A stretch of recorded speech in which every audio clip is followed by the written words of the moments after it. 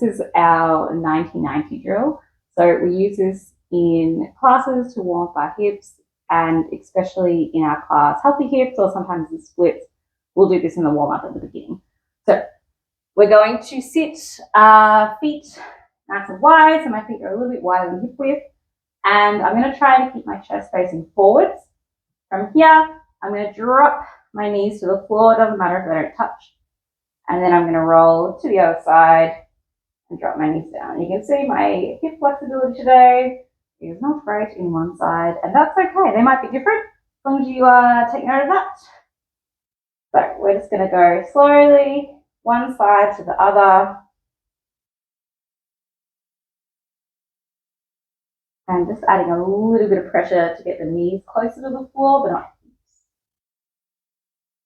And this is good to add like after your warm up. Normally we do it after our cardio.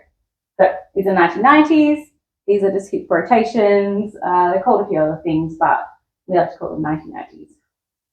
Okay, and that's it.